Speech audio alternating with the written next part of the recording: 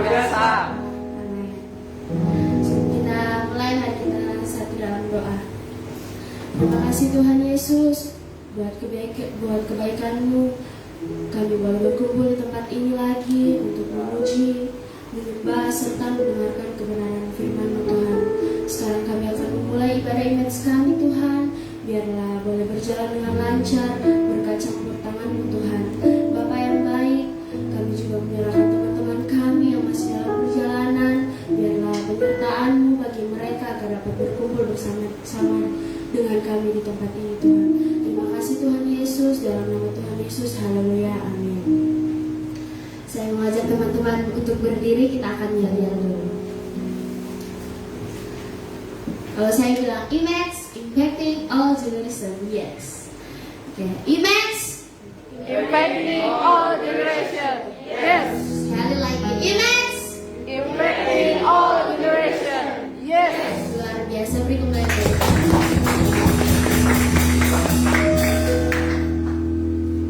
Sebelum kita masuk lebih dalam lagi, mari kita siapkan hati kita. Kita fokus kepada Dia. Kita angkat suara kita. Kita berserah kepada Dia. Rasakan hadirat-Nya. Terima kasih Tuhan. Terima kasih. Terima kasih Tuhan. Terima kasih. Engkau yang layak terima pujian kami Tuhan.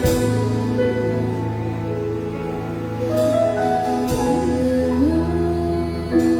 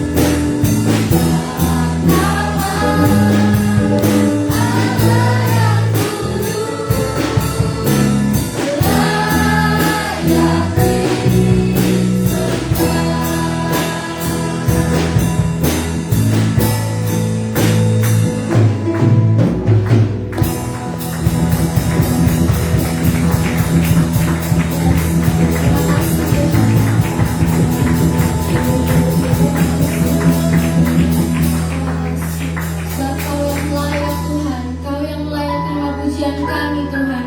Terima kasih banyak Tuhan Yesus untuk semua kebaikan-Mu Tuhan. Terima kasih banyak Tuhan, sebab Engkau yang layak terima pujian kami Tuhan, sebab Engkau yang layak terima sembah kami Tuhan. Sekarang kami mau memuji-Mu dan kami akan melompat bagi-Mu Tuhan. Terima kasih Tuhan Yesus, haleluya, amin.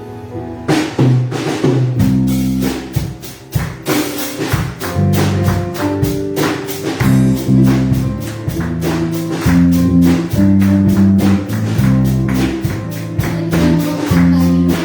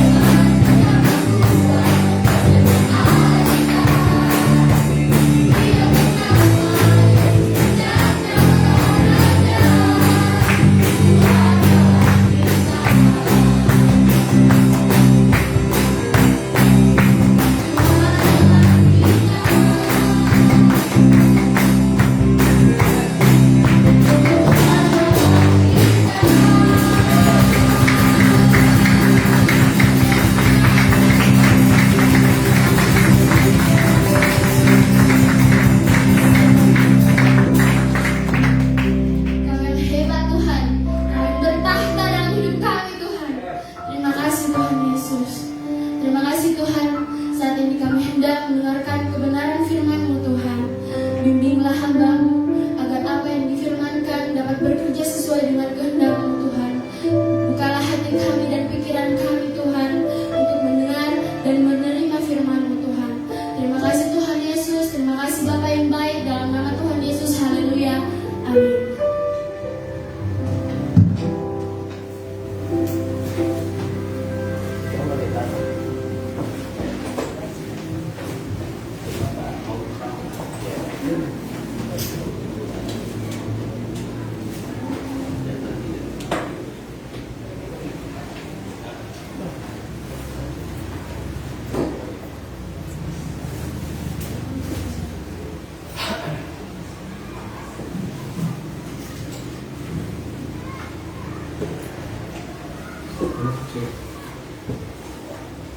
Baik, shalom. Selamat sore, teman-teman. Ya, salam ketemu lagi di sore hari ini. Ya, sebelum saya mulai, saya mengundang kita berdiri dulu satu kali. Saya mau kita yel-yel, tetapi yel-yel kali ini ya harus lebih semangat. Kalau tadi semangat, kalau sekarang 5 kali lebih semangat dari yang tadi. Bisa ya? Jadi paginya gimana? Image impacting all generation. Yes. Kurang. Itu tadi baru percobaan ya. Sekali lagi ya. Ini anak-anak muda jadi semangatnya harus impacting all generation. Yes. Yes. Yes. Ya. Image impacting all generation. Yes. Yes. Yes. Ya, nanti melihat bagi Tuhan. Oke, silakan duduk. Baik teman-teman, saya kira spirit yang paling maksimal itu kita dapati setiap orang ya pada waktu kita masih masa muda. Karena masa muda itu ya orang bilang kita lagi on fire, ya di atas rata-rata maksimal. Kalau kita lihat pemain bola itu rata-rata 19 sampai dengan berapa ya 32 itu udah paling maksimal udah. Kalau 33 mereka udah mulai down, turun lagi. Ya, jadi kalian ini masih berapa? Usia berapa nih? Paling ini 17-an, ya. Iya, harusnya semangatnya itu kayak pemain bola. Ya. Jadi harus semangat ya. Kita bicara tentang iman, ya. Bulan ini kita terus bicara iman dan saya mau gedor terus tentang iman. Bicara masalah iman ini sesuatu yang mungkin sudah biasa kita dengar, tetapi kalau kita tidak lakukan dalam kehidupan kita, itu akan berdampak pada kehidupan kita sehari-hari, ya. Bahkan akan berdampak sangat besar pada masa depan kita, ya. Kalau tadi kita bicara tentang apa? Resiko dari iman, ya. Jadi resiko dari iman artinya apa? Setiap hal, tindakan yang kita lakukan selalu beresiko. Bahkan pada saat kita tidak melakukan apapun, itu juga beresiko, ya. Oleh sebab itu bagaimana kita bisa mendapat atau mengalami mujizat Tuhan? Ya, pertama tadi kita harus apa? Ada yang masih catat kan? Masih punya catatan supaya kita ulang lagi, ya. Kalau kalian tercatat tadi berarti saya ulang lagi. Saya ganti firman lagi. Ya. Keinginan untuk hidup melampaui hal-hal yang biasa, ya. Jadi sikap yang pertama kalau kita mau mengalami mujizat Tuhan, kita harus hidup melampaui hal-hal yang biasa, ya. Artinya yang sudah biasa, yang tidak mengandung adrenalin, yang keyakinan yang ini kita harus hidup di dalamnya, ya. Sesuatu yang harus mendorong kita untuk kita bisa bertindak atau beraktivitas, ya. Harus, ya. Kalau kita hidup dengan hal-hal yang biasa saja, maka kita tidak akan pernah melihat terjadi mujizat itu terjadi, ya. Tuhan Yesus saja, ya, tadi saya bilang bahwa dia ketika mau menyembuhkan orang, ya, teristimewa minggu lalu Bartimeus, ya, dia sebelum menjamah Bartimeus, ya, menjelikan mata Bartimeus, dia bertanya, ya, Bartimeus, apa yang kau inginkan dari saya untuk saya perbuat bagi kamu, ya. Di situ dari pertanyaan ini kita tahu bahwa Tuhan mau supaya kita, dari kita, ya, kita harus punya keinginan yang kuat untuk, ya, untuk mendapatkan sesuatu daripada dia, dari mendapatkan sesuatu yang dari kita tidak bisa kita dapati, tetapi dari Tuhan ya. Jadi kita harus punya kerinduan. Bagaimana kita mau bisa berhasil kalau kita sendiri tidak punya semangat untuk berhasil? Tidak akan pernah mungkin. Ya, orang-orang yang berprestasi, ya anak-anak muda yang berprestasi, ya selalu mengambil resiko. Bahkan kita yang di dalam bisnis pun, ya harus mengambil resiko. Kalau tidak mengambil resiko, maka perusahaan kita akan jalan biasa-biasa saja. Ya, justru itu setiap kita, ya anak-anak muda ini harus punya mindset, punya semangat, spirit yang seharusnya berbeda. Saudara, kita punya spirit of excellence, ya melakukan yang terbaik. Artinya itu standar. Kalau kita lakukan sesuatu harus ada standar, iya kan? Supaya kita tahu hasilnya. Kalau tidak ada standar, kita tidak akan pernah tahu hasilnya. Ya sama dengan mujizat. Kalau kita tidak melampaui standar yang ini, yang ada, berarti kita itu standarnya. Ya, pada saat kita tidak bisa melakukan, mencapai hal yang kita inginkan, itulah iman. Itulah kita akan menerima mujizat. Ya. Jadi poin yang kedua, kita belajar juga tentang apa? Ketaatan untuk melakukan firman Tuhan. Ya, jadi mujizat atau iman itu ya sikap dalam menerima mujizat itu tidak bisa dipisahkan dari ketaatan akan firman Tuhan. Ya, karena kita tahu sendiri firman itu adalah Allah sendiri. Ya, firman itu adalah mujizat sendiri. Ya, jadi kalau saudara mau melakukan, mau mendapatkan mujizat dalam kehidupan saudara, ya saudara harus taat pada firman Tuhan. Kemudian yang ketiga apa? Kita harus konsisten, ya kan? Dan yang ketiga, kalau kita mau mengalami mujizat, maka kita harus konsisten memandang wajah Tuhan. Artinya kita harus terus membangun hubungan keakraban yang inti dengan Tuhan. Kita harus ibadah kita itu harus konsisten, persekutuan kita harus konsisten, baik secara bersama maupun secara pribadi. Jika tidak, maka kita akan mudah teralihkan. Ya, sama dengan cerita yang tadi kita belajar sama-sama dari kisah si Petrus. Ya, dia sudah mengalami mujizat. Ya, tetapi pada saat pandangannya beralih daripada Tuhan, akibatnya apa? Yang ada rasa bimbang, rasa takut. Dia melihat pada keadaan. Ya, kadang-kadang, bukan kadang, pasti sering. Ya, sering kita, waktu kita berhadapan dengan satu masalah, kita tidak berusaha mencari wajah Tuhan, tetapi kita berusaha melihat keadaan itu sendiri. Akibatnya apa? Kebimbangan, ketakutan, kekhawatiran itu terus membayang-bayangi kehidupan kita. Ya, mungkin saudara saat ini masalah saudara paling di dalam sekolah. Ya, tapi kalau saudara, saya mau katakan, waktu saudara sudah semakin dewasa, ya itu masalahnya semakin kompleks. Ya, masalahnya itu semakin kompleks. Apalagi kalau saudara sudah menikah nanti, saudara mau bekerja, mau pikir saudara punya tanggung jawab di pekerjaan, atau saudara mau pikir keluarga, mau cari makan, uang kurang, bayar SPP, bayar ini, belum anak sakit, banyak hal. Jadi saudara, ini saya kasih tahu supaya saudara berpikir, kita harus jangan memaksakan diri, ikut maunya Tuhan, rancangan Tuhan. Percayalah pada Tuhan, karena waktu Tuhan itu adalah yang terbaik. Ya, saudara ikut prosesnya. Kalau saudara tidak ikut prosesnya, mau potong pele rencana Tuhan, saudara potong mau bikin lebih cepat dari rencana Tuhan, saudara akan mengalami kekecewaan. Saudara menyesal, kalau menyesal itu sudah terlambat. Selalu penyesalan itu datang dari belakang, bukan dari depan. Kalau dari depan banyak orang yang sudah sadar sekarang, iya kan? Cuma dia dari belakang jadi banyak orang yang belum sadar, karena apa? Penyesalan itu terlalu terjadi di belakang. Pada saat semua sudah terjadi.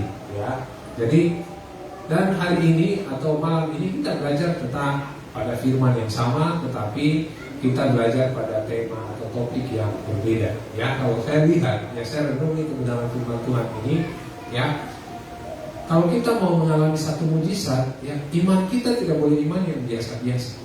Harus butuh iman yang namanya iman yang berani. Karena kalau kita lihat dari keadaan ini, perikop ini bacaan yang kita baca dari ayat 22 hingga ayat 33 dari pagi ini, ya di situ kita lihat ada satu keberanian ya, yang membedakan kita mengalami mujizat atau tidak, ya kan? Semua yang ada di dalam situ siapa? Di dalam perahu. Apakah orang-orang luar? Siapa mereka? Mereka adalah murid-murid Tuhan Yesus, ya kan? Mereka punya hak mengalami kuasa Tuhan, punya, semua punya ya. Tapi kenapa hanya Petrus yang mengalaminya? Ya, jadi kesimpulannya itu kita harus memiliki iman yang berani. Ya, kalau kita punya iman yang berani, berarti kita akan terus mengalami mujizat Tuhan. Ya, jadi hari ini kita belajar bersyukur ya, satu bacaan dengan dua topik, pagi dan sore. Ya, kita buka sama-sama. Tadi kita Mazmur kan? Oh, Matius ya, masih ya, masih fokus. Matius pasal 14 ayat ya, tadi 28 sampai 33 kita baca sekarang dari pertama lagi ya. Dari ayat 22 sampai ayat 33 ya. Kita baca bergantian ya. Yesus berjalan di atas air. Semua sudah dapat? Sudah dapat? Ya, berdiri dulu. Berdiri supaya ya kelihatan kompak kita ya.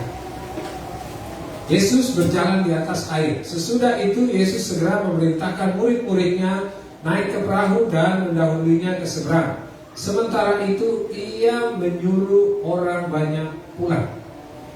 Dan setelah orang banyak itu disuruhnya pulang, Yesus naik ke atas bukit untuk berdoa bersama diri. Ketika hari sudah malam, ia sendirian di situ. Perahu murid-muridnya sudah beberapa mil jauhnya dari pantai dan diombang-ambingkan gelombang karena angin sakal. Kira-kira jam 3 malam, datanglah Yesus kepada mereka di jalan di atas air. Kata Yesus, datanglah. Maka Petrus turun dari perahu dan berjalan di atas air mendapatkan Yesus. Ayat 30.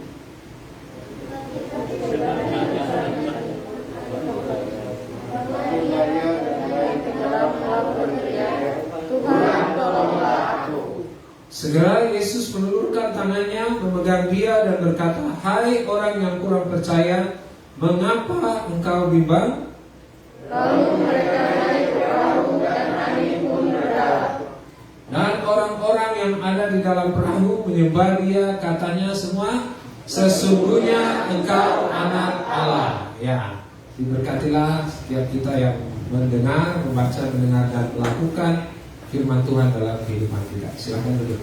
Ya, kita lihat di sini ya, bahwa Yesus sempat berkata ya, "Hai orang yang kurang percaya, mengapa engkau bimbang?" Ya, kalau kata ini kita lihat bahwa ada sesuatu yang janggal.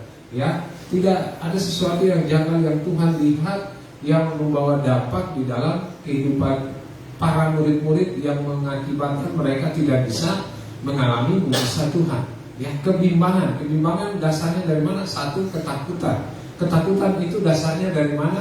Dari sesuatu yang mereka lihat dan mereka rasakan secara panca indera, jasmani, ya. Angin dan ombak, iya kan? Angin mereka rasakan, ya, dan ombak mereka lihat itu besar dan tidak seperti hal yang biasanya. Ya, karena kita tahu juga murid-murid Tuhan Yesus semua, hampir semuanya adalah nelayan. Artinya mereka paham betul tentang situasi yang terjadi. Tapi kenapa mereka bisa takut? Ya, ternyata kita lihat bahwa untuk mengalami satu mujizat Tuhan dibutuhkan iman yang berani. Ya, iman yang berani. Ya, jadi dari topik ini kita akan belajar 3 hal, ya, tentang atau 3 kebenaran dari 3 ciri dari iman yang berani. 3 ciri atau 3 sifat dari iman yang berani. Ya, kita lihat, belajar dari pengalaman Petrus berjalan di atas air. Ya, kita lihat bahwa yang pertama, ciri yang pertama atau sifat yang pertama dari iman yang berani itu adalah iman yang berani itu harus lahir. Ya, iman yang berani itu lahir di saat masa sukar, di saat masa sukar. ya, di saat-saat masa sukar. Jadi iman yang berani itu lahir di saat-saat masa sukar. Kalau kita baca dari ayat 24 hingga ayat 27 ya, di situ dikatakan bahwa perahu murid-murid sudah beberapa mil jauhnya dari pantai dan diombang-ambingkan gelombang karena angin sakal. Angin sakal itu angin yang berlawanan dengan arah daripada perahu. Ya, supaya kita tahu ya ini masa yang atau kesukaran yang mereka hadapi. Kira-kira jam 3 malam datanglah Yesus kepada mereka berjalan di atas air. Ketika murid-muridnya melihat dia berjalan di atas air, ya kita lihat di sini mereka terkejut dan berseru, "Itu hantu!" Lalu berteriak-teriak karena takut. Saudara lihat, ini ketakutan yang bukan terjadi pada nelayan, ya. Ini berarti situasi yang terjadi waktu itu ya melampaui dari hal-hal yang atau cuaca ekstrim yang biasa dialami oleh murid-murid Tuhan Yesus. Benar kan? Ya. Dan di sini dikatakan bahwa mereka melihat seorang yang berjalan di atas air dan mereka berteriak-teriak karena takut. Ya. Saudara, kita lihat mereka ini ada sebelum mereka berlayar, ya. Kita lihat ini siapa yang menyuruh mereka. Ayat 22 kita lihat bahwa Tuhan yang memerintahkan mereka untuk pergi. Dan kalau kita tahu kenapa Tuhan memerintahkan mereka, apa yang baru saja mereka lakukan? Kalau kita lihat di topik yang sebelumnya, di situ dikatakan apa? Yesus memberi makan 5.000 orang. Dia baru saja melakukan mujizat, ya, baru saja melakukan mujizat. Dan kita lihat bahwa pada saat itu, ya, mereka merasa ketakutan. Ya, ketakutan inilah yang harusnya kita percaya bahwa Tuhan terus terus melatih, ya, melatih iman kita sehingga kita semakin kuat. Orang yang beriman, ya, orang yang sudah beriman, ya, belum tentu dia bisa terus hidup di dalam kebenaran. Pasti satu saat dia akan jatuh. Oleh sebab itu butuh apa? Ujian, ya, ujian iman. Jadi kita lihat di situ ujian iman. Ya, poin yang pertama bahwa iman itu lahir di masa sukar, ya.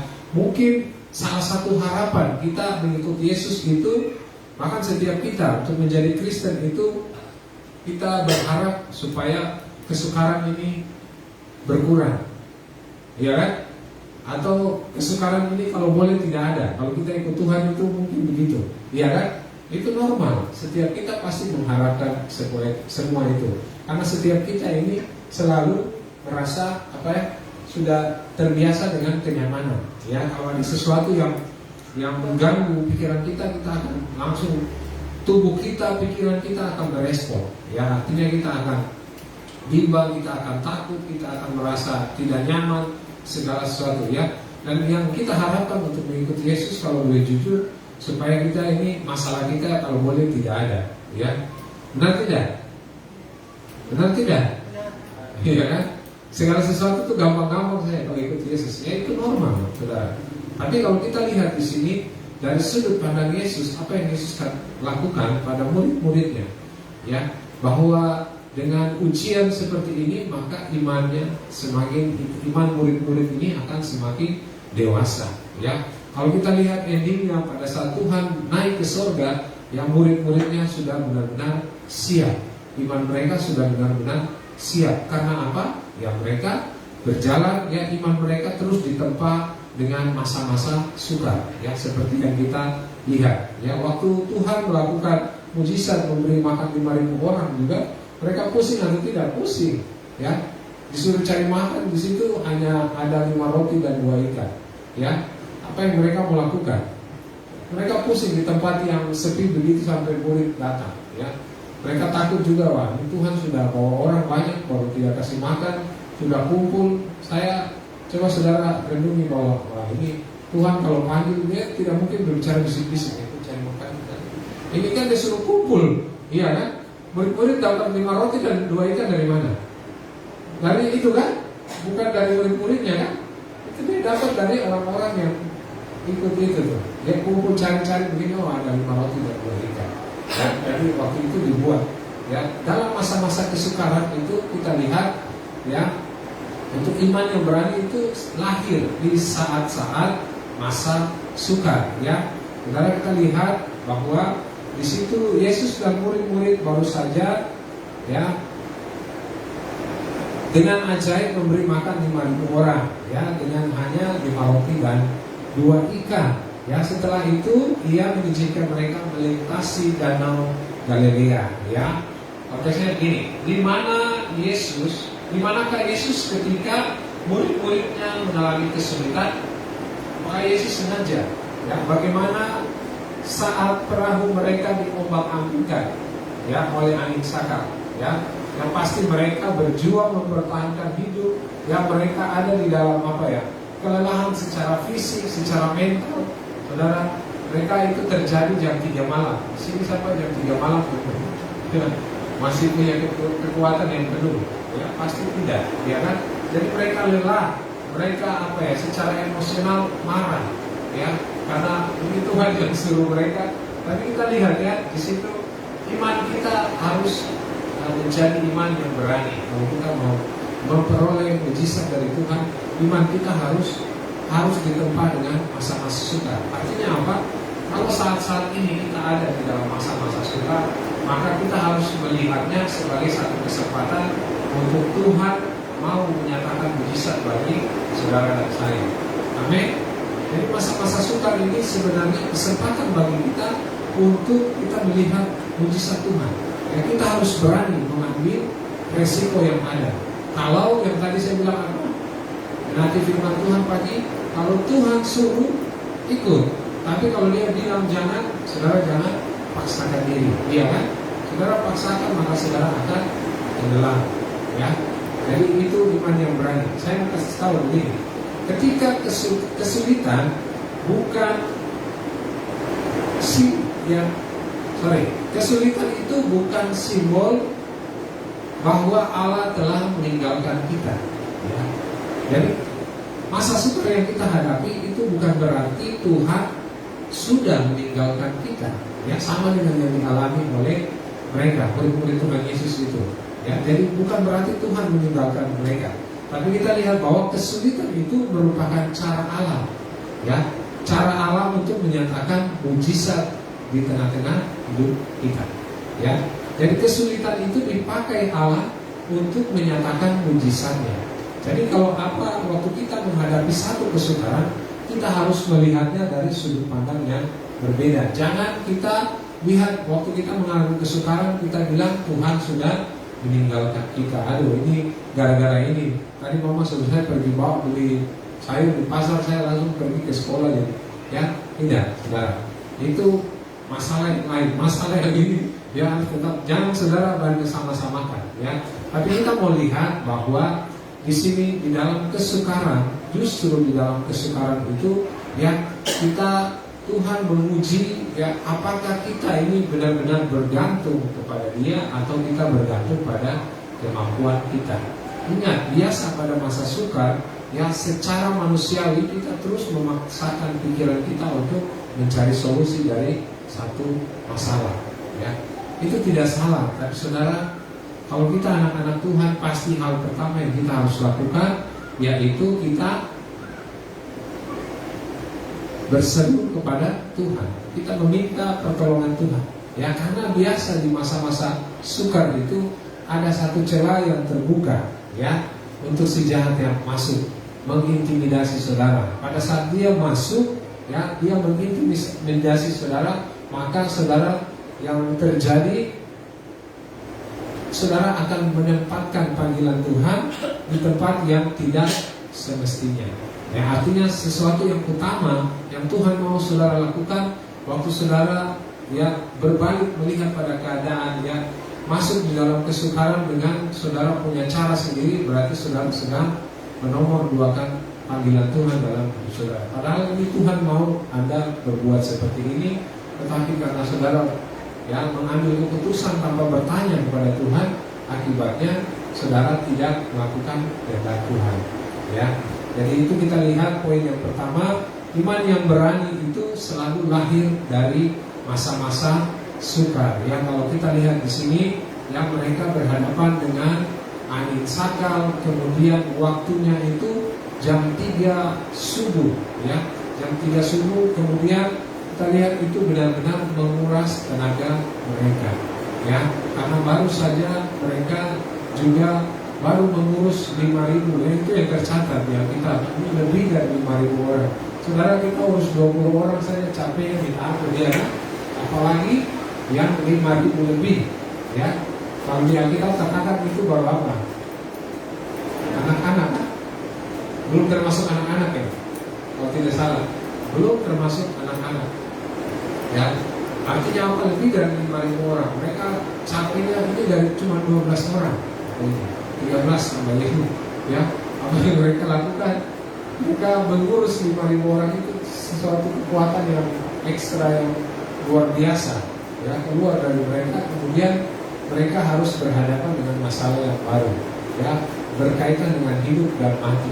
Kalau saya mungkin di situ waktu itu saya lupa, orang baru lakukan pekerjaan Tuhan, baru Tuhan buat kita susah lagi, ya.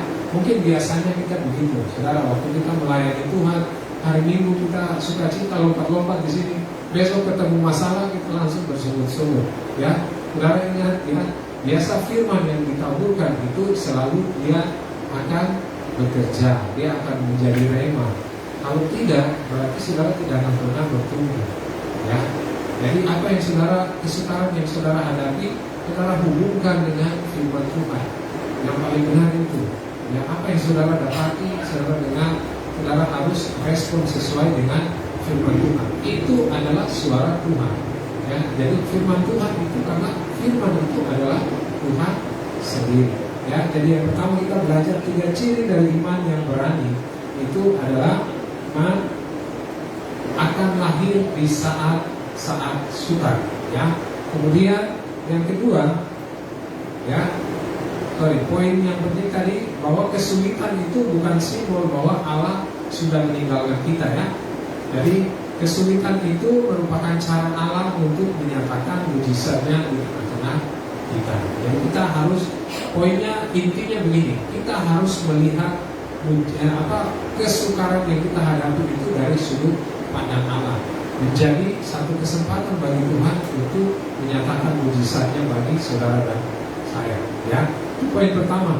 Poin yang kedua, sifat atau ciri dari iman yang berani itu, iman yang berani itu terjadi ketika kita mendengar suara Tuhan, ya. Ayat 28, lalu Petrus berseru dan menjawab dia, Tuhan, apabila engkau itu, suruhlah aku datang kepadamu berjalan di atas air. Kemudian ayat 29 katakan, kata Yesus apa? Datanglah. Maka Petrus turun dari perahu dan berjalan di atas air mendapatkan Yesus, ya. Iman yang berani itu terjadi ketika kita mendengar suara Tuhan, ya. Tadi pagi saya bilang, saudara dengar suara Tuhan bisa dengar lewat apa? Ya, lewat firman Tuhan, ya. Pertanyaannya sekarang, saudara baca firman Tuhan atau tidak? Minimal begini, saudara, ikut doa harian. Apa di sini yang konsisten lakukan ibadah harian? Ada? Katakan yang tidak usah tangan, itu normal, ya. Tapi saya mau bilang, ya, kenapa saudara terus diingatkan dengan hal ini? Ya, ini bukan kemauan kami, tapi mungkin ini salah satu, ya, teguran atau pesan dari Tuhan, ya, bahwa memang sekarang ini masa-masa sukar, saudara, kita tidak akan bisa berjalan atau menghadapi masa sukar ini kalau kita tidak berdekatan dengan firman Tuhan, ya. Jadi kita harus konsisten mendengar firman Tuhan, atau dalam kutip kita harus membangun keakraban, hubungan dengan Tuhan, ya. Kalau tidak, kita tidak akan pernah melihat tangan Tuhan menolong kita, ya. Hari-hari yang kita jalani banyak disuguhi dengan berita yang membuat kita semakin takut, pesimis, dan kehilangan harapan untuk menatap masa depan. Benar, ya? Biasanya waktu kita dengar firman biasa dikatakan seperti itu, ya. Kesulitan seringkali menimbulkan ketakutan. Ya, kabar baik di dalam situasi yang tidak pasti, hadirat Allah di sana. Dia mendahului kita. Ya, jadi masa-masa sekarang ini kita sudah dengar bahwa masa-masa ini sedang sukar. Ya, kabar baiknya dalam situasi itu kita harus percaya bahwa Tuhan ada di situ. Ya. Oke, Marcel, itu benar.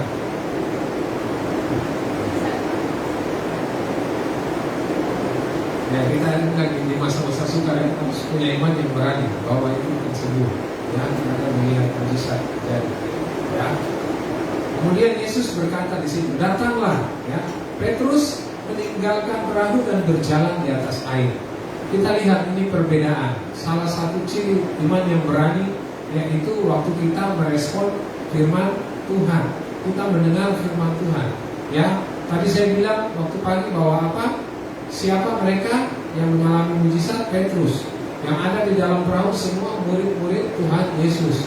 Tapi kita lihat Tuhan buat perbedaan. Artinya apa? Siapapun kita, jika kita, meskipun kita ini adalah anak-anak Tuhan, kalau kita tidak merespon firman Tuhan, maka jangan berharap kita akan mengalami mujizat Tuhan. Ya. Kalau Anda mau mengalami mujizat Tuhan, Anda harus merespon kebenaran firman Tuhan. Saudara harus lakukan, ya, supaya saudara lihat mujizat itu terjadi. Murid-murid Tuhan Yesus banyak yang merasa ketakutan dan hanya berdiam diri, ya, melihat Petrus berjalan di atas air. Ya. Apakah bisa mereka 12 turun jalan di atas air? Bisa tidak? Bisa, kalau mereka waktu itu semua percaya. Ya.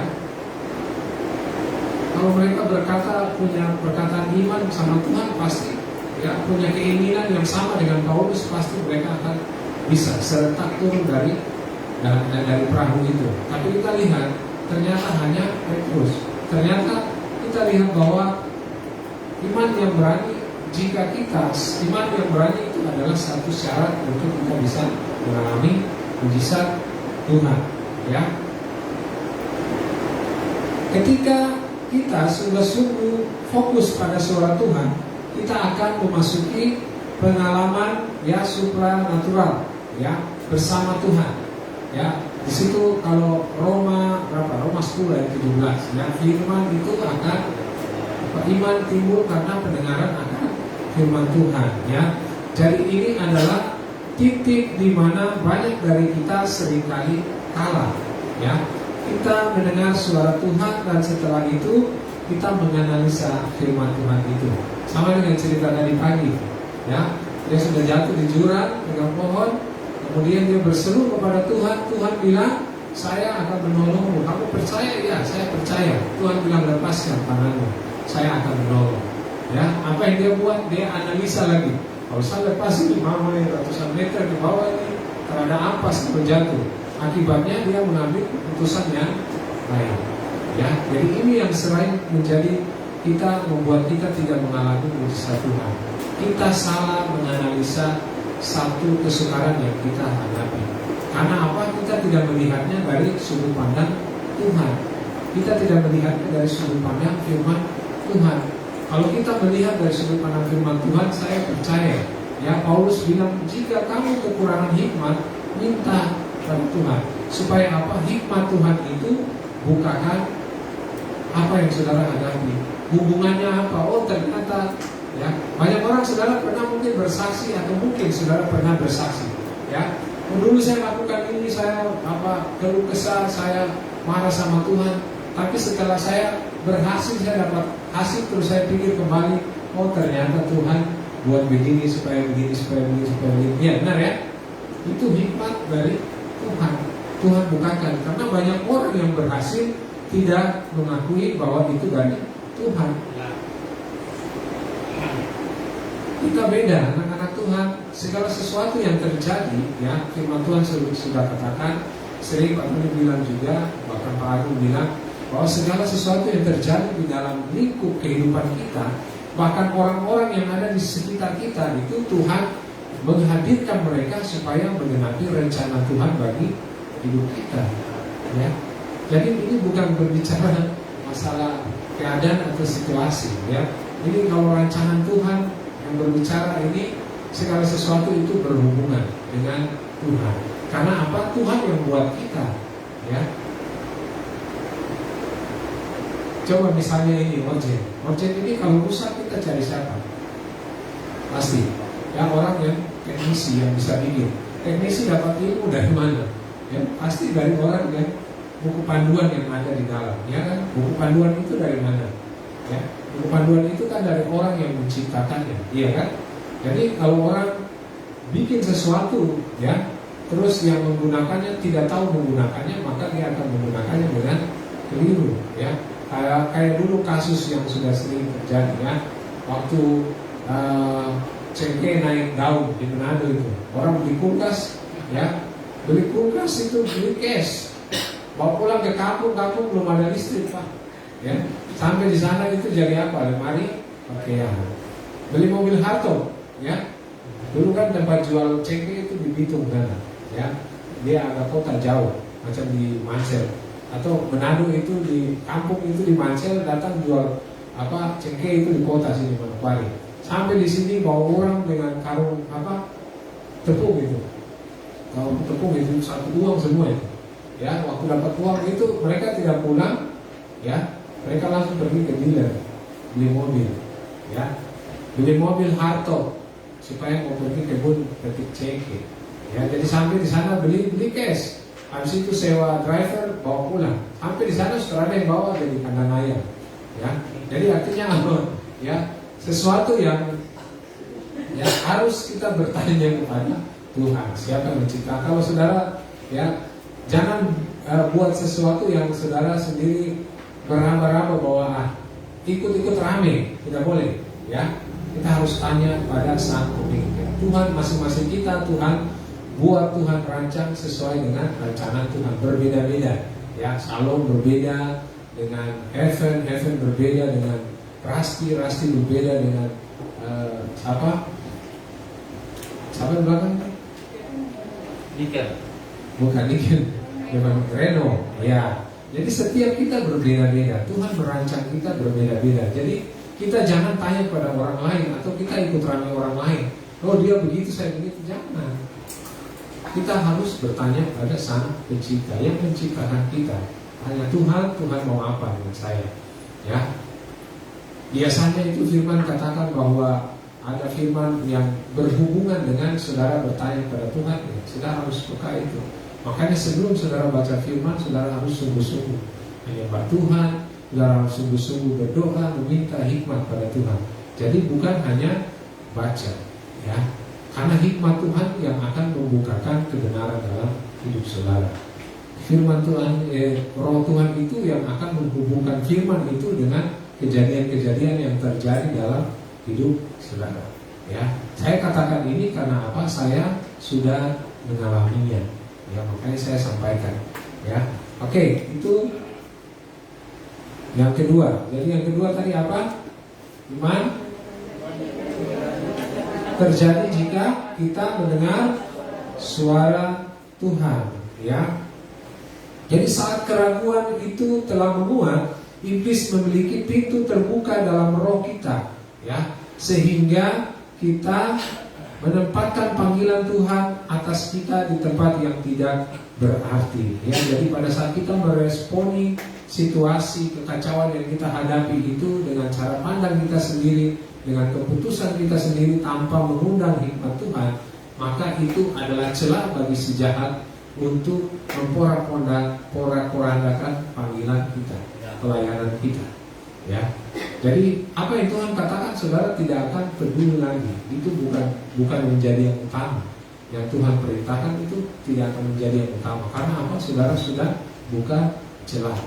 Makanya saya bilang di kesan waktu itu kemarin, kalau saudara ada masalah, saudara menyembah Tuhan, usahakan saudara terus ada di dalam hadirat Tuhan.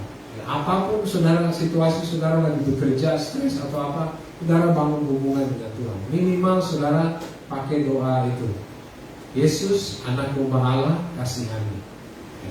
dan terus ada merasakan. Saudara harus usahakan, ini bagian saudara, bukan bagian Tuhan. Ya, saudara harus punya passion yang bisa untuk mengundang hadirat Tuhan. Ini tidak, saudara harus latih. Ya, makanya penyembahan di dalam gereja itu sebenarnya sarana saudara berlatih untuk membangun hubungan dengan Tuhan. Ya, jadi kalau di gereja mau bernyanyi, saudara melompat-lompat aja. Saudara mau tepuk tangan aja. Tidak usah canggung. Ini kita dengan kita. Ya, saudara harus lihat begini. Kita di sini ini sedang membentuk para pemimpin. Sudah berkali-kali saya bilang bahwa misi kita, MBC itu adalah membangun pemimpin dalam jemaat lokal. Misi, bukan visi. Ya, kalau visi itu kita menjangkau. Orang-orang yang bisa menjangkau itu adalah pemimpin. Iya kan? Orang yang bisa memenangkan orang lain itu dia setidaknya dia bisa memimpin. Ya, kalau dia bukan pemimpin, dia tidak mungkin bisa memenangkan orang lain. Karena orang lain lihat kamu, kok tidak ada punya karakter itu, pemimpin di dalam, tidak bisa. Saya tidak mungkin ikut kok, ya kan? Jadi kita harus bisa melihat hal itu. Ya, anak-anak muda kalian sedang dibentuk menjadi pemimpin. Artinya apa? Kalau kita berdiri dikasih kesempatan di sini, ya saudara harus melihat dari sudut pandang yang baik, yang membangun.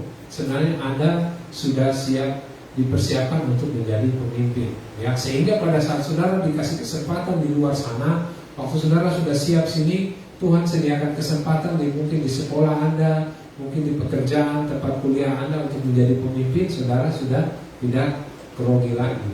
Ya, ini yang saya bilang firman Tuhan itu, ya, rumah Tuhan itu ada di dalamnya itu terdapat aliran air hidup.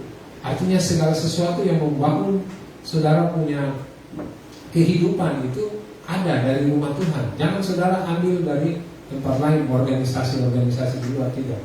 Organisasi di luar itu hanya mementingkan kepentingan organisasi. Ya, tapi kalau saudara dapat air itu, air yang memberi kehidupan di dalam rumah Tuhan, maka air itu akan mengalir ke orang lain, akan menjadi benar. Kehidupan saudara akan menjadi benar. Artinya apa? Saudara melayani di dalam rumah Tuhan, sebenarnya saudara sedang dibentuk karakter dan kebiasaan saudara, ya, karakter dan tanggung jawab saudara, belajar bertanggung jawab semua, pemimpin, attitude ada di dalam semua situ, ya, kepribadian saudara, mental, kesopanan, apa semua, etika, ya, saudara harus dapat di dalam Tuhan, harus dapat tempat ini, saudara harus terbentuk di tempat ini, supaya apa? Waktu saudara keluar, ya, saudara mungkin tidak ikut firman Tuhan bilang kalau kau berdosa kau tidak. Nah, saudara paling ketemu mereka, saudara berjabat tangan, berkenalan dengan mereka, membangun hubungan dari cara saudara berbicara, dari sikap saudara menanggapi masalahnya. Waktu biasa dia ada masalah, dia bercerita pada Anda dan Anda memberikan masukan-masukan yang baik. Di situ dia lihat saudara sedang menginjil, maka saudara akan memenangkan jiwa itu, ya. Jadi kita bukan harus hanya baca ini terus, ya, ini memang dasar, ya. Tetapi firman ini, ingat, firman ini harus hidup. Itu yang dibilang buah. Kita harus berbuah di dalam. Jadi waktu kita membaca firman Tuhan ini, kita harus meresponi. Sama dengan Petrus, waktu dia mendengar Tuhan bilang datang ke sini, ya. Petrus dengan yakin dia melakukan apa yang dia dengar dari itu. Sedang yang lain hanya menjadi penonton, ya. Biasanya penonton lebih banyak daripada pemain, iya kan? Di mana-mana penonton lebih banyak. Tapi di sini semuanya pemain, ya, bukan penonton. Saudara jangan mau jadi penonton, ya. Penonton memang asik saja waktu kasih komentar, kasih begini, saudara. Tapi saudara tidak dapat bagian untuk sesuatu yang Tuhan sediakan di depan. Karena saudara akan jadi penonton. Orang lain saudara dapat sesuatu, saudara masih tetap jadi penonton. Saudara harus jadi pelaku, harus jadi pemain, ya. Oke, itu poin yang kedua. Kemudian poin yang ketiga, iman yang berani itu akan membawa kita mengenal karakter Allah yang sempurna. Jadi iman yang berani itu akan membawa kita mengenal karakter yang sempurna, ya. Setelah kita menaati panggilan Tuhan, kita sering masih membuat banyak kesalahan dan iman kita juga belum sempurna. Ya, kalau kita lihat di ayat 30, tetapi ketika 30 sampai ayat 33 di situ dilihat bahwa kita lihat karakter Allah yang sempurna. Ya, tetapi ketika dirasakan tiupan angin, takutlah ia dan mulai tenggelam, lalu berteriak, Tuhan, tolonglah aku. Segera Yesus mengulurkan tangannya, memegang dia dan berkata, hai orang yang kurang percaya, mengapa engkau bimbang? Kita lihat Petrus baru saja mengalami mujizat Tuhan, belum 1 hari Pak, ya, baru berapa detik, ya kan? Artinya apa? Ya, kita di sini setelah melakukan kita ini seringkali masih membuat banyak kesalahan, ya, dan iman kita juga belum sempurna, ya. Tapi lewat yang kita harus dapati dari ini, waktu kita mengalami satu mujizat dari Tuhan, ini harusnya membawa kita semakin mengenal siapa Allah kita. Ya, kalau kita lihat Petrus di waktu-waktu yang akan datang, dia semakin dewasa, dia sudah tidak pernah gagal, saudara. Iya kan? Petrus menjadi salah satu murid Tuhan Yesus yang luar biasa Tuhan pakai. Karena apa? Imannya terus bertumbuh. Iman bertumbuh dari apa ya? Dia sempat gagal, sempat jadi masalah, sempat membuat kesalahan. Imannya waktu itu juga belum sempurna. Sama dengan kita, ya, saat-saat ini, ya. Iman kita belum sempurna. Ada banyak pengalaman-pengalaman yang akan Tuhan kerjakan dalam hidup kita.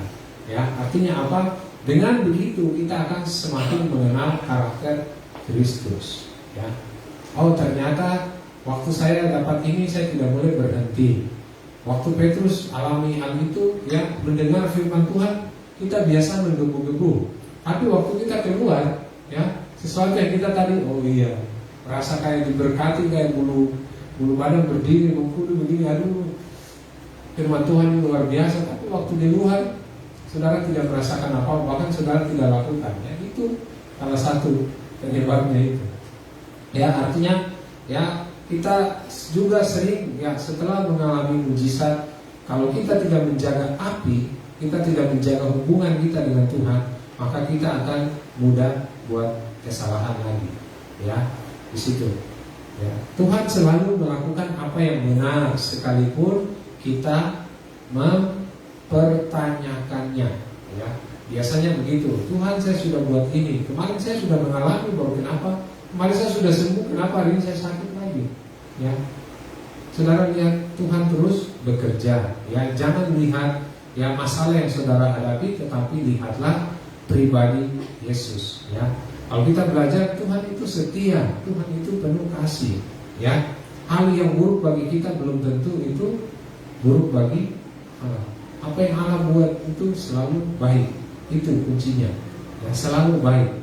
Ya, yang kita buat itu, yang kita pikirkan itu mungkin tidak baik, tetapi yang Tuhan buat izinkan itu selalu baik.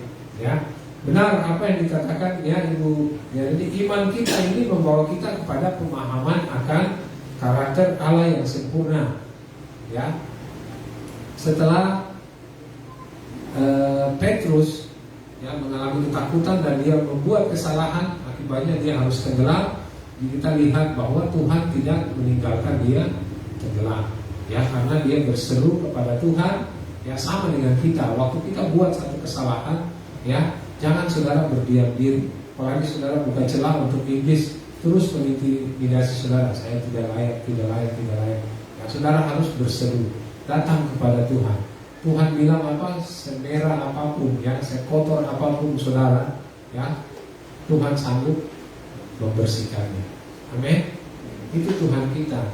Jangan pernah kita berhenti, ya, berharap dan berseru kepada Dia.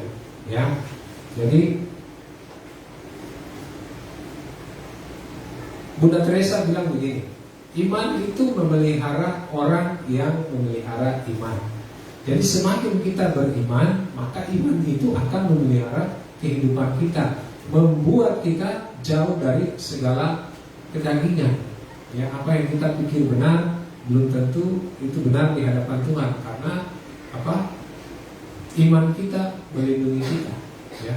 Jadi benar ya, iman itu memelihara orang yang memelihara iman. Jadi kalau saudara mau hidup saudara terpelihara, ya senantiasa mengalami kebaikan Tuhan, maka saudara harus memelihara iman itu. Saudara harus semakin berani, memiliki iman yang berani. Ya, jadi dari firman ini kalau saudara dapat masalah, satu tantangan ya, saudara harus berbicara, ini kesempatan bagi saya untuk memiliki iman yang berani. Ya, kasih tahu sama diri saudara, ini kesempatan bagi saya untuk mengalami iman yang berani, memiliki iman yang berani. Ya, kalau saudara sudah memiliki syarat itu, maka saudara pasti mengalami mujizat Tuhan. Ya, sehingga di situ kita lihat di ayat 33, ya, kehidupan kita akan mempermuliakan nama Tuhan. Kita akan semakin menyadari, mengenal pribadi Yesus. Kita akan mengetahui bahwa sesungguhnya Dia benar anak Allah. Ya, Dia berbeda dari manusia. Dia berbeda dari kita. Ya, karena Dialah Raja di atas segala raja. Ya, oke.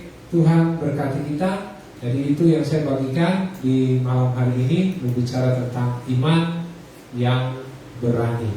Ya, tadi pertama, iman yang berani itu lahir di masa-masa sukar atau masa-masa sulit. Ya, kemudian yang kesulitan itu bukan simbol bahwa Allah telah meninggalkan kita, tapi kesulitan itu adalah cara Allah untuk menyatakan mujizatnya bagi kita. Ya, kemudian poin yang kedua, iman yang berani itu terjadi ketika kita mendengar suara Tuhan. Ya, bagaimana saudara mendengar suara Tuhan?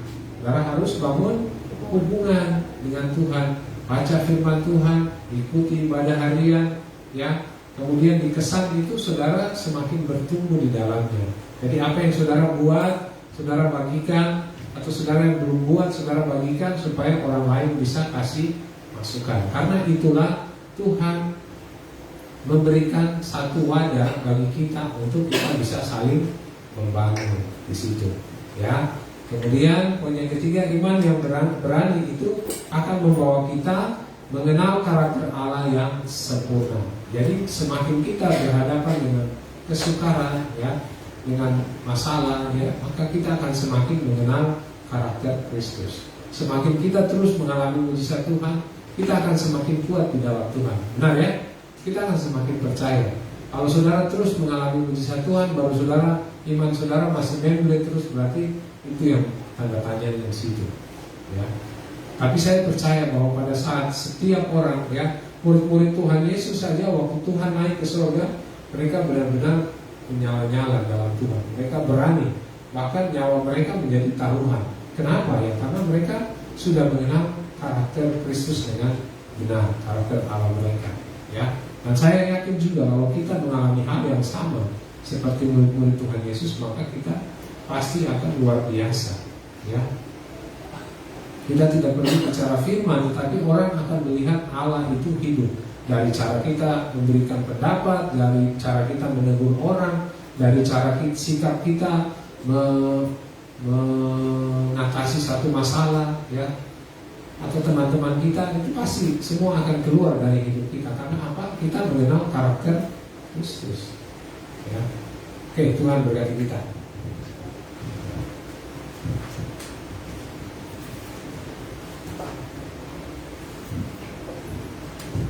Mari kita tunduk kepala dan berdoa.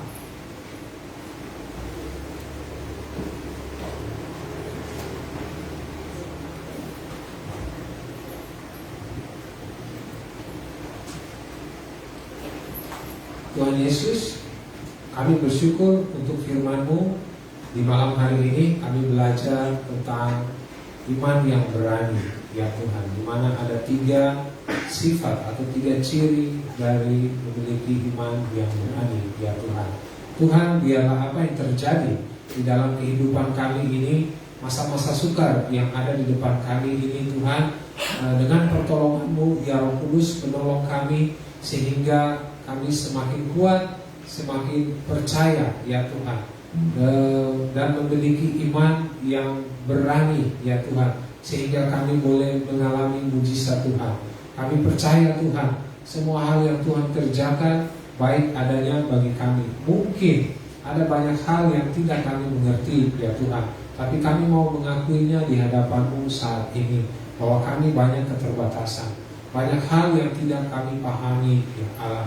Oleh sebab itu Roh Kudus tolong kami ya Tuhan, jaga dan lindungi serta sertailah kami di saat kami ada terhimpit dengan masa-masa sukar yang kami hadapi ya Allah.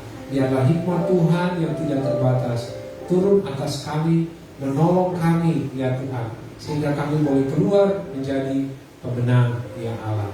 Terima kasih Tuhan, biarlah firman-Mu ini hidup di dalam kami. Biarlah semua poin-poin yang kami bicara ini terjadi di dalam kehidupan kami.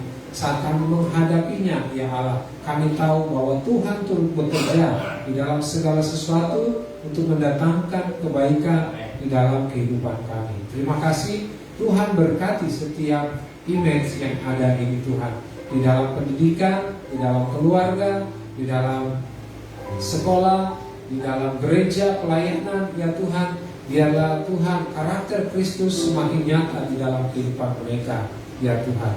Hamba berdoa biarlah semua apapun kesukaran yang mereka hadapi saat ini ya Tuhan, Tuhan campur tangan di dalamnya. Mereka yang sakit Tuhan, kami mohon belas kasihan Tuhan, kesembuhan turun atas mereka.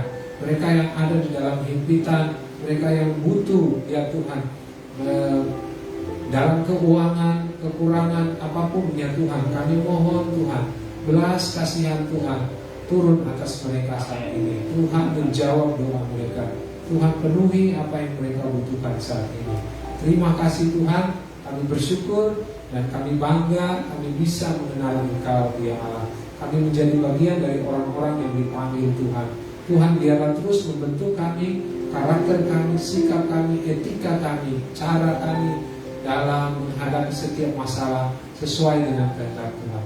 Biarlah Tuhan kerinduan akan kebenaran firman Tuhan yang terus kami baca itu terus terjadi di dalam kehidupan kami. Tuhan tolong kami juga sehingga kami juga senantiasa punya hubungan yang akrab dengan Engkau ya Allah.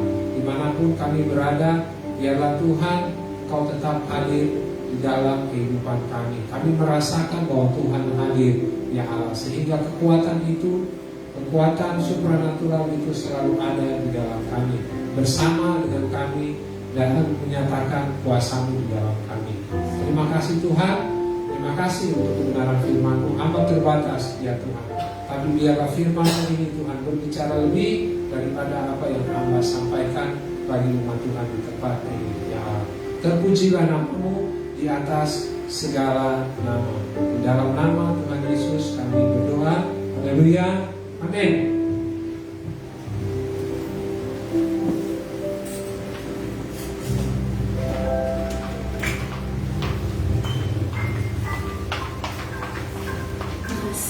Beri kemuliaan bagi Tuhan. Karena itu saya percaya kita semua akan diberkati oleh firman Tuhan. Biarkan firman Tuhan jadi remah bagi kehidupan kita hari lepas hari. Mari kita satu dalam doa. Tuhan, sekarang kami akan memberikan persembahan syukur.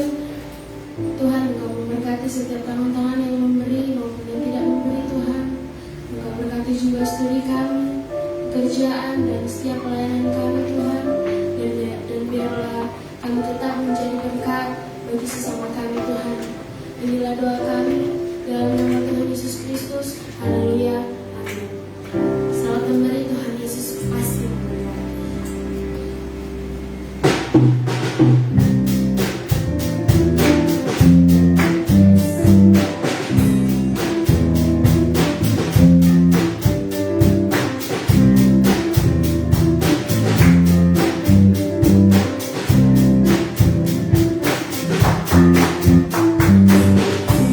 Suka, cita, suka.